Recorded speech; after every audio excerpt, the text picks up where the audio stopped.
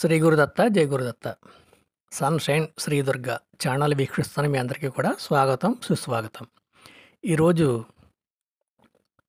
మనం ఒక ఐశ్వర్యకారకమైనటువంటి స్తోత్రం గురించి చర్చించుకుందాం. ముందుగా ఈ స్తోత్రాన్ని ఎవరు రచించారు, దాని యొక్క విశిష్టత ఏమిటనేది మీకు తెలియజేస్తాను. ఈ స్తోత్రాన్ని రచించిన వారు మహామునీశ్వరులు వశిష్ఠుల వారు. ఈ యొక్క స్తోత్రం ఎలాగ ఆవిర్భవించిందో ముందు మీకు విన్నవిస్తాను. పూర్వకాలంలో కొంతమంది శివభక్తులు ఆ వశిష్ఠుల వారు తపస్సు చేసుకున్నటువంటి అరణ్యంలోకి వెళ్ళారు. వాళ్ళంతా కూడా ఎన్నో వృత్తి వ్యాపారాదులు కొలువులు చేస్తూ ఎన్నో తీవ్రమైనటువంటి కష్ట నష్టాలతో బాధలతో ఐశ్వర్యలేమితో వాళ్ళంతా కూడా ఉన్నారన్నమాట. వాళ్ళంతా కూడా వశిష్ఠుల వారిని కలిసి తమ సమస్య విన్నవించి ఒక చక్కటి పరిష్కార మార్గాన్ని పొందాలనే ఉద్దేశంతో వాళ్ళంతా కూడా బయలుదేరారు. వారు నిర్జనమైనటువంటి ఆ యొక్క అరణ్య మార్గంలో వెళ్తూ ఉంటే వశిష్ఠ మహామునుల వారు తమ ఆశ్రమంలో నుండి దివ్య దృష్టితో వీక్షించారు. వాళ్ళు ఎందుకు వస్తున్నారు, వాళ్ళ యొక్క సమస్య ఏమిటనేసి. ఆయన త్రికాలవేది కాబట్టి వాళ్ళు వస్తున్న సమస్య ఆయనకు తెలిసిపోయింది. ఆయన వెంటనే తపోనిష్టలో కూర్చొని ఒక స్తోత్రాన్ని రచించి ఉంచారు. దానికి ఆ మహాదేవుడైనటువంటి ఈశ్వరుని యొక్క తపశ్శక్తిని ధారపోసి ఒక అద్భుతమైన స్తోత్రంగా తీర్చిదిద్దారు. ఈ యొక్క శివభక్తులు నెమ్మదిగా ఆశ్రమం చేరుకుని వశిష్ఠుల వారిని కలిసి తమ సమస్య వినద్దామని చెప్పేసి అక్కడ కూర్చొని ఉన్నారు. వారికి అరుంధతి మాత మరియు వశిష్ఠుడి వారి శిష్యగణం స్వాగతం పలికి వారిని ఆశీనులు కండని చెప్పి వారికి కావలసినటువంటి అన్నపానీయాలు వారికి సమకూరుస్తామని చెప్పారు. అప్పుడు వారు, అమ్మ మీరు ఇంత నిర్జనమైనటువంటి అరణ్యంలో ఉన్నారు కాబట్టి మేము స్వామివారిని కలిసి మా సమస్య విన్నవించి దానికి పరిష్కార మార్గం తెలుసుకుని మేము మళ్ళీ మా గ్రామాలకు వెళ్ళిపోతాం కాబట్టి ఏ విధమైనటువంటి ఏర్పాట్లు చేయవద్దు అన్నపానీయాల కొరకు అన్నారు. అప్పుడు ఆ మాత ఏమన్నారంటే, అరుంధతి మాత, నాయన మీకు అన్నపానీయాలు అరేంజ్ చేయడానికి ఏ విధమైనటువంటి ఇబ్బంది లేదు. మా వద్ద దైవదత్తమైనటువంటి గోమాత ఉన్నది, దానిని కామధేను అంటారు. కాబట్టి మీరు నిశ్చింతగా ఉండండి అని చెప్పేసి వాళ్ళకి కావాల్సినటువంటి అన్నపానీయాలు ఏర్పాట్లు చేశారు. వాళ్ళు అన్నపానీయాలు స్వీకరించి సుఖాసీనులు అయిన తర్వాత వశిష్ఠుల వారు తమ తపోనిష్ట నుండి విరమించి బయటకు వచ్చి, నాయనలారు మీరు ఎందుకు వచ్చారు చెప్పేసి ఆయన అడిగారు, ఎందుకు వచ్చారనేసి.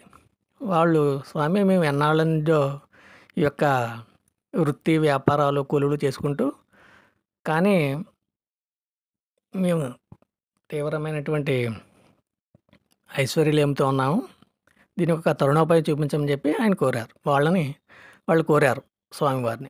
అప్పుడు ఆయన, నాయనలారా మీరు ఇక్కడికి వస్తూ దారి మధ్యలో ఉన్నప్పుడే నాకు తెలిసింది మీరు ఎందుకు వస్తున్నారో.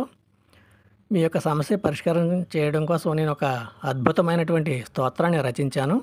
దాన్ని మీరు ప్రతిరోజు చదివి మరియు మీ యొక్క వృత్తి వ్యాపారాలు కొలువులు ధర్మబద్ధంగా న్యాయబద్ధంగా చేసుకున్నట్లయితే మీరు తప్పకుండా ఐశ్వర్యవంతులు సంపన్నవంతులు అవుతారు, ఇందులో ఏ విధమైన సందేహం లేదు అని ఆయన విన్నవించారు.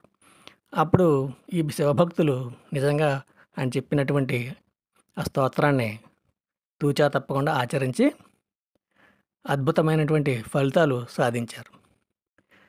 మా చిన్నతనంలో మా తండ్రి గారు, ఆయన వృత్తిరీత్యా ప్రధానోపాధ్యాయులు కాబట్టి మాకు వేసవి సెలవుల్లోనూ ఆదివారం మొదలైన సెలవు దినాల్లో మమ్మల్ని అందరిని కూర్చోబెట్టి రామాయణ మహాభారతాలు, మన యొక్క మునీశ్వరుల యొక్క గొప్పతనాలు ఇవన్నీ కూడా మాకు తెలియజేసేవారు.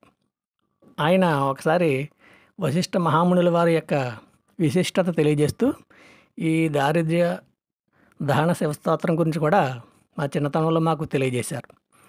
మా తండ్రి గారు ఆ తెలియజేసిన విషయాలలో ఏమిటంటే, బ్రిటిష్ వారి కాలంలో కొంతమంది సైంటిస్టులు మేము మహామేధావులం అని చెప్పి విర్రవీగుతూ ఉంటారు. వాళ్ళు బ్రిటిష్ వాళ్ళ యొక్క ఆ సైంటిస్టులు వాళ్ళు ఏం చేశారంటే, ఈ భారతీయ ఋషులు చెప్పింది ఎంతవరకు నిజం అని చెప్పేసి వాళ్ళు పరిశోధన చేశారట.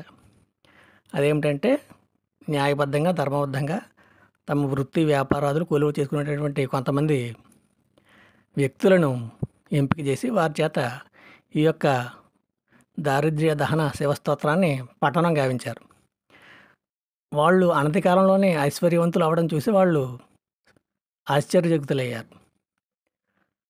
మనం కూడా ఈ యొక్క దారిద్ర్య దహన శివస్తోత్రాన్ని పఠించి లేదా విని అద్భుతమైనటువంటి ఫలితాలు మనం కూడా సేకరిద్దాం. ఇప్పుడు ఈ యొక్క స్తోత్రాన్ని మీకు పఠనం చేసి వివరిస్తాను, శ్రద్ధగా వినండి.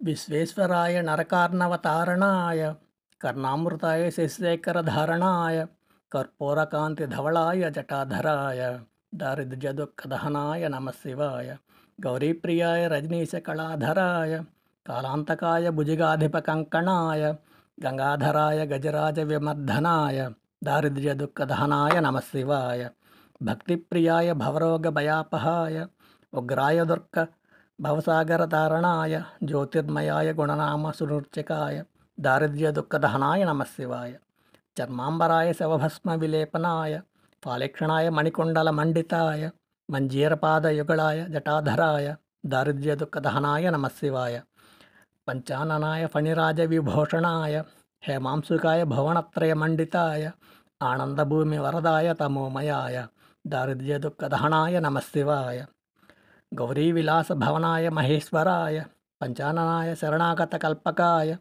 సర్వాయ సర్వజగతామధిపాయ తస్మై దారిద్ర్య దుఃఖదహనాయ నమః శివాయ భవనుప్రియాయ భవసాగర తారణాయ కాలాంతకాయ కమలాసన పూజితాయ నేత్రత్రయాయ శుభలక్షణలక్షితాయ దారిద్ర్య దుఃఖదహనాయ నమః శివాయ రామప్రియాయ రఘునాథ వరప్రదాయ నాగప్రియాయ నరకార్ణవతారణాయ పుణ్యేషు పుణ్యభరితాయ సురార్చితాయ దారిద్ర్య దుఃఖదహనాయ నమః శివాయ ముక్తేశ్వరాయ ఫలదాయ గణేశ్వరాయ గీతప్రియాయ వశుభేశ్వర వాహనాయ మాతంగచర్మ వసనాయ మహేశ్వరాయ దారిద్ర్య దుఃఖదహనాయ నమః శివాయ వశిష్ఠేన కృతం స్తోత్రం సర్వదారిద్ర్యనాశనం సర్వసంపత్కరం శీఘ్రం పుత్రపౌత్రాదివర్ధనం ఇది శ్రీ వశిష్ఠకృత దారిద్ర్య దహన శివస్తోత్రం.